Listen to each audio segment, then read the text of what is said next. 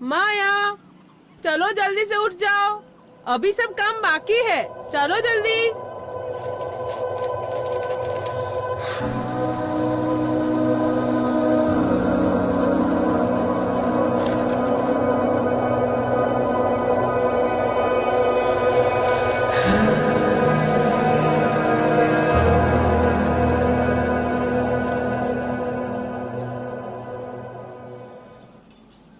बापू, मुझे भी भैया के साथ स्कूल जाना है। तू स्कूल जाके क्या करेगी छोरी? भैया की तरह मुझे भी पढ़ना है।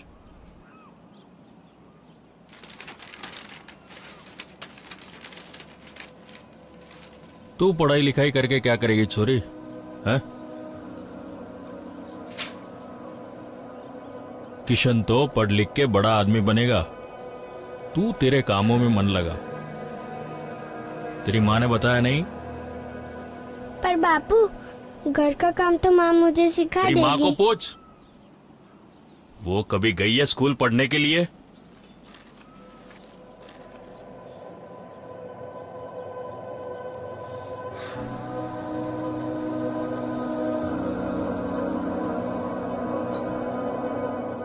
और बेटी, तुझे पढ़ाई लिखाई करके कौन से हिसाब किताब करना है?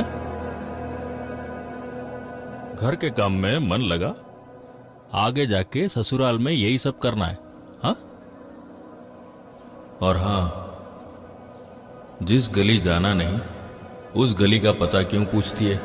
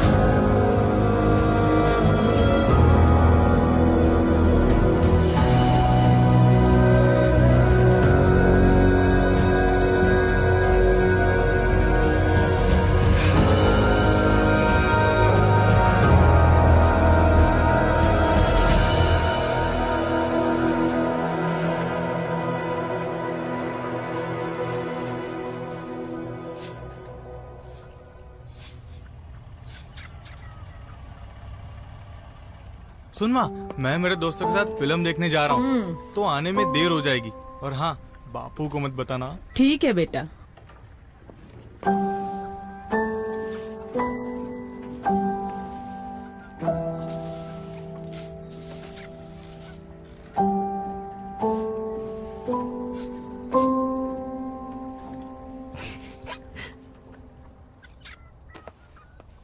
किशन, सुन तो। हाँ माँ। तेरे बापू वो माया के रिश्ते के बारे में कुछ बोल रहे थे, क्या हुआ उसका?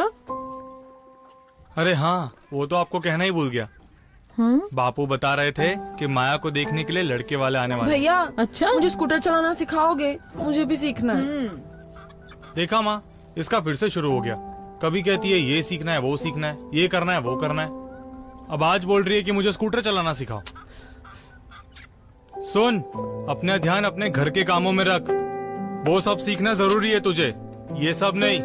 बाकी कामों के लिए हम बैठे हैं इधर। और हाँ, ससुराल में भी होंगे ना घर चलाने के लिए मेरे होने वाले जीजा जी। है ना माँ? हाँ बेटा।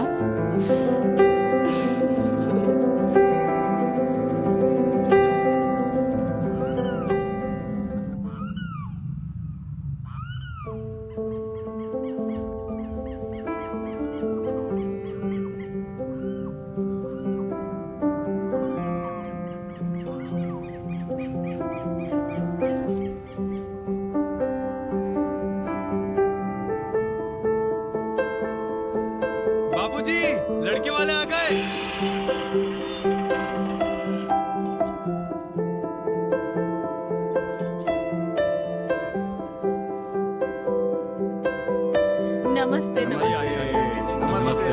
आइए आइए। आइए आइए। अरे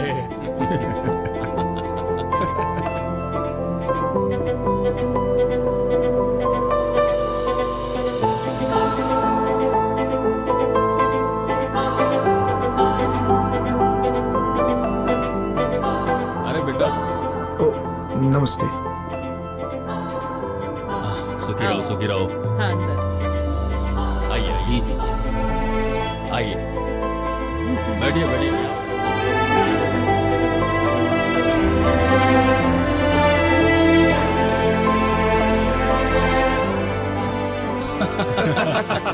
एकदम सही कहा। जी जी। अरे मुकेश बेटा, कब से क्यों चुपचाप बैठे हो? अपने बारे में कुछ बताओ तो सही। जी, शहर में मेरी कॉस्मेटिक की दुकान है। अच्छा इसीलिए तो इतना गोरा है हमारा मुकेश। सही है सही है। माया, मेरी लाडो बिटिया,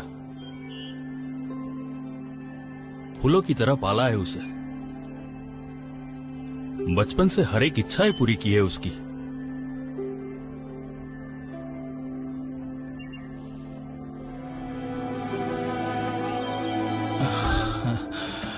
घर के काम में बहुत अच्छी है। आपके घर को बहुत अच्छी तरह से संभालेगी।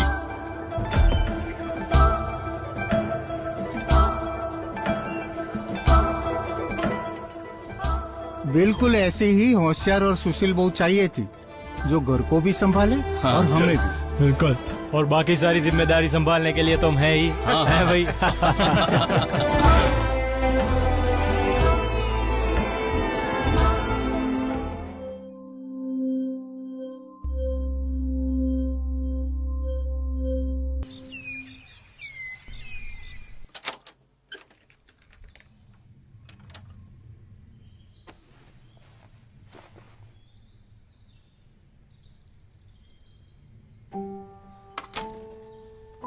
रोशनी, वहां पे क्यों खड़ी है? भाई का डब्बा लाके दे मुझे जल्दी।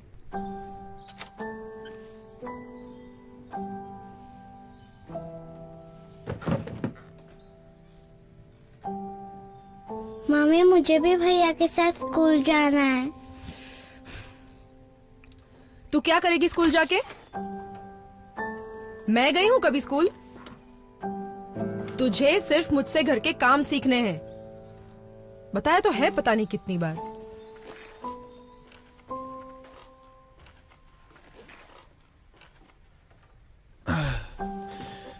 लालू, बेटा स्कूल के लिए तैयार हो जाओ। हाँ हाँ जी पापा, बस 2 मिनट में हो ही रहा हूँ। बेटा, स्कूल में मन लगा के पढ़ना। ओके।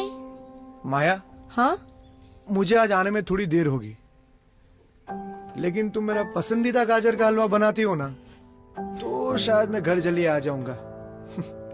ठीक है?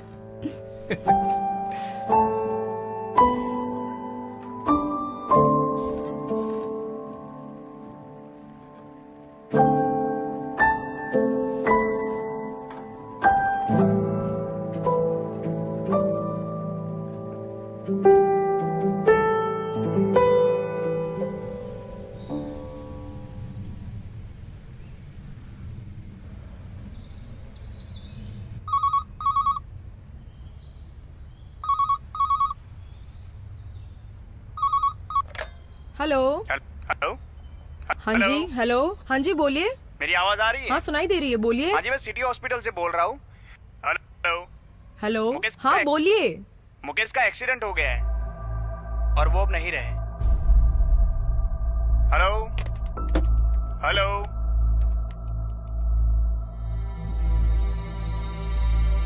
Hello. Hello.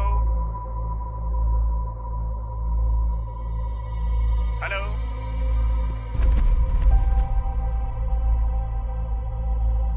Maya, Maya, Maya, hello. क्या हुआ तुझे? माया, उठ, उठ।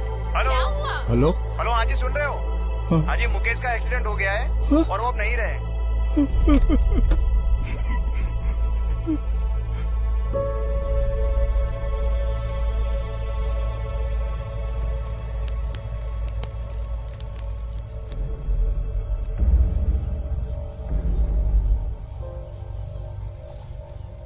बाबूजी, वो मुकेश के दुकान की चाबी आ गई है।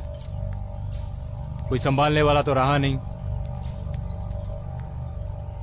वैसे भी मुझे नौकरी से फुर्सत मिलती नहीं, तो दुकान बंद करवा दी है। ठीक है बेटा, तुम्हें जैसा सही लगे। बाबूजी, आपसे माया के बारे में बात की थी। मेरी इतनी कमाई है नहीं कि मैं सबको संभाल सकूं। आप माया को उसके मायके क्यों नहीं भेज देते?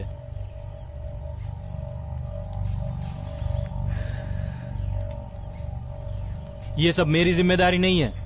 चल छोरे। बेटा, इस उम्र में अब मैं कैसे किसी की जिम्मेदारी संभाल पाऊंगा? मेरी लाचारी और मजबूरी को समझो। मुझे माफ कर दो बेटा, मुझे माफ कर दो।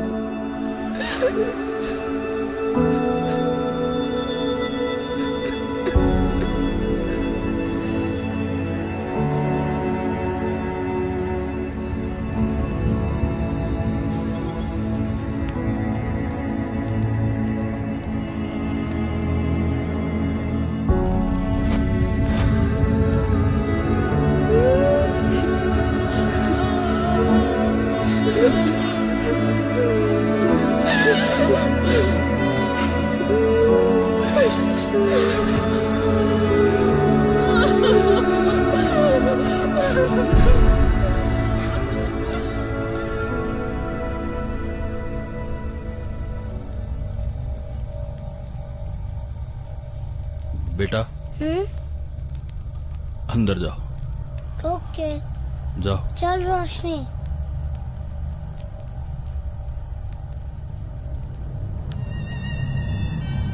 बापू, माया और दोनों बच्चों को यहाँ भेज देने का क्या मतलब होता है? माया को संभालना उन लोगों की जिम्मेदारी है। उन लोगों ने नहीं संभाला, इसीलिए तो भेजा है। इसका मतलब जिंदगी भर अब हम संभाले? मैं नहीं कर सकता। अपना ध्यान अपने घर के कामों में रख, और बाकी सारी जिम्मेदारी संभालने के लिए तुम है ही, है भाई। बापू, आज ना मुझे किसी की बहुत याद आ रही है। आज मुझे वो 10 साल की माया याद आ रही है। वो छोटी सी मासूम सी माया जो अपने बापू पर आश्रित थी, जिसके दिल में मुझे भी पढ़ने भैया का के ख्वाब साथ उठा था, स्कूल जाना है। जो स्कूल जाना चाहती थी। अपने भाई की तरह ही वो भी पढ़ना चाहती थी, आगे बढ़ना चाहती थी। वो माया जिसको आपने मार डाला, उसके सपने, उसकी जिज्ञासा को छीन कर। क्योंकि आपके हिसाब से तो पढ़ाई करने का हक, सपने देखने का हक सिर्फ छोरों का ही होता है ना। मैं फिर भी खुश थी, जिंदा थी मैं, अपनी माँ की तरह, उन हजारों औरतों की तरह, अपने बच्चों और अपने पति के लिए बहुत सारे बलिदान देती थी। और इस विश्वास के साथ जीती थी कि मेरी रक्षा करने के लिए, मेरा घर चलाने के लिए, मेरे बच्चों और मेरी जिम्मेदारी उठाने के लिए मेरा पति है ना। कहाँ है मेरा पति? मेरा पति तो नहीं है।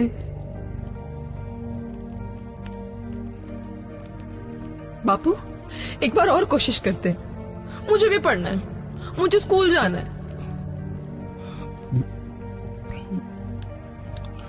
क्या हुआ बापू? दो ना वही जवाब। तुझे कौन सा हिसाब देखना है? मेरे पति की दुकान बंद हो गई बापू, क्योंकि हिसाब देखने वाला तो कोई रहा नहीं।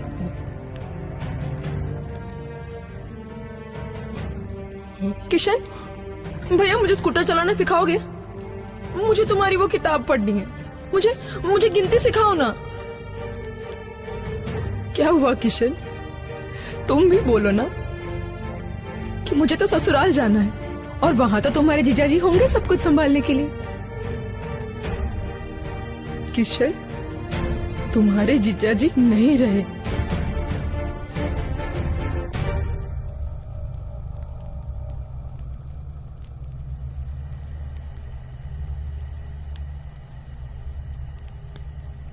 आज अगर मैं पढ़ी लिखी होती, कुछ सीखी होती, तो मेरे पति की दुकान ऐसे बंद नहीं होने देती, कुछ भी छोटा मोटा काम कर लेती।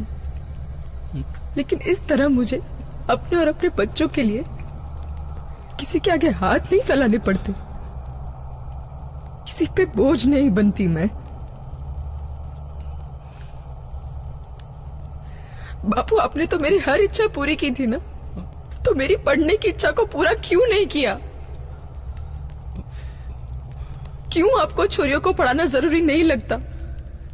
क्यों हमेशा हमें यही सिखाया जाता है कि पढ़ना लिखना, कमाना, घर चलाना ये सब सिर्फ मर्दों का ही काम है? हमेशा औरतों को मर्दों पर निर्भर बनाया जाता है। क्यों हमें आत्मनिर्भर नहीं बनाते?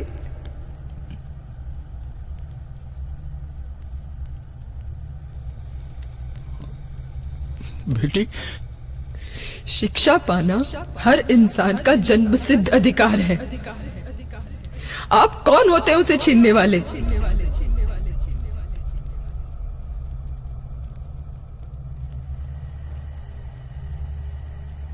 उस दिन मुझे अपनी गलती का एहसास हुआ। एक पिता होने के नाते मेरा प्रायश्चित तब तक पूरा नहीं जब तक समाज में समानता का अधिकार ना हो। इसमें लड़का और लड़की में भेद कैसा? आज मुझे लगता है कि वो कन्यादान अपने आप में पूरा नहीं जब तक हम अपनी बेटियों को शिक्षित ना करें और उसे आत्मनिर्भर ना बनाए। मेरी हर पिता से विनती है कि वो अपनी बेटियों से शिक्षा प्राप्त करने का अधिकार ना छीने।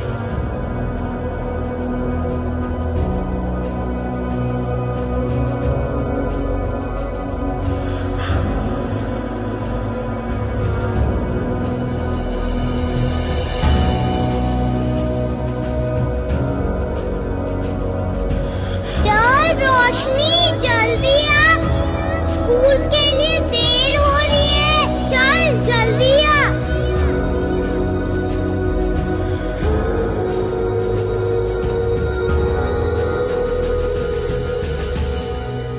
मेरी जिंदगी में दूर दूर तक सिर्फ अंधेरा था। बाय। कोई रास्ता नहीं दिख रहा था, लेकिन मैंने उम्मीद नहीं छोड़ी। अब मैं अपनी बेटी को पढ़ा रही हूं और मुझे विश्वास है कि मेरे और मेरी बेटी के इस अंधकार भरे जीवन में रोशनी जरूर आएगी।